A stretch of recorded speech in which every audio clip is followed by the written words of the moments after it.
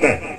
मंचासीन नेताओं से भी चाहूंगा, मैं गलत कहूं मुझे टोकना, मुझे रोकना, और मैं सही कहूं तो हाथ खड़े करके आगे पीछे से उसका समर्थन देना, ताकि सरकार के पास वो जवाब पूछे। ये सरकार के पास जवाब भेज रहा हूं, ये ललकार सरकार को है, सीधी सीधी जवाब उनसे लेंगे। और फिर देखो कैसे छेल सिंह रिवा होते हैं। ऐसे नहीं होंगे, इन ज्ञापनों से नहीं होंगे। 1000 साल तक देते जाओ ज्ञापन।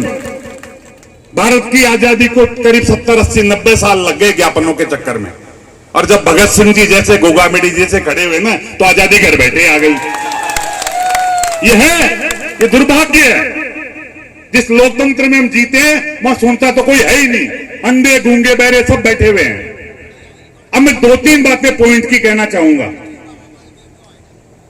मैं एक चीज समझ नहीं पा रहा मेरे, कि निष्पक्ष जांच की मांग सब कर रहे हैं, आप भी कर रहे हो, हम भी कर रहे हैं, मेघवाल वाले भी कर रहे हैं, सब कर रहे हैं ना, तो हो क्यों नहीं रही? कौन रोक रहा है? कोई तो रोक रहा होगा। जो झूठा होता है वो रोकता है, मानते हो आप? भाई सच्चे आदमी को तो डर ही नहीं। अब हाथ खड़े करो कि झूठा रोकता है, सच्चा रोकता है। झूठा रोकता है ना, इसको रिकॉर्ड करो भाई। सर आप बताएं, न्याय की मांग को कौन रोकेगा? झूठा होगा जो। हाथ खड़े करके इधर भी लो। ये कलेक्टर साहब, एसपी साहब नोट करो, ये पहला पॉइंट है आपके लिए, कि न्याय को रोकता है झूठा, ईमानदार आदमी कभी नहीं रोकता। हम चाहते हैं दोनों का नार्को टेस्ट हो, जगह जगह बोर्ड लग रहे हैं, करा लो ना। कौन रोक रहा है? कराओ भाई। किसने रोका? छेल सिंह ने तो रोका नहीं, सर्व समाज ने रोका नहीं, तो कौन रोक रहा है? तो जो रोक रहा है वो झूठा। तो सच्चा आदमी नार्को टेस्ट को राजी होता है कि नहीं होता है?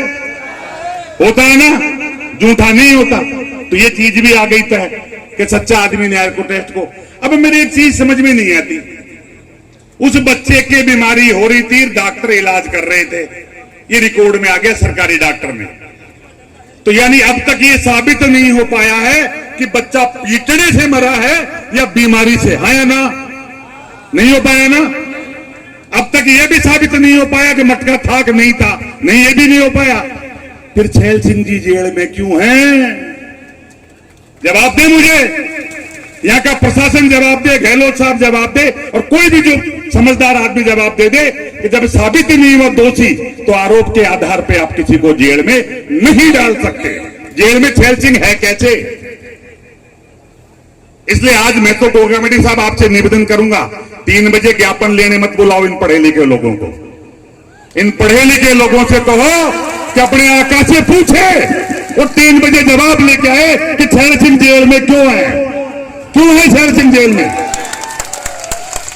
अगर वो निर्दोष साबित हुआ तो उसकी जेल की सजा कौन देगा वापस? उसको दे सकती है क्या सरकार? बताइए आप मुझे।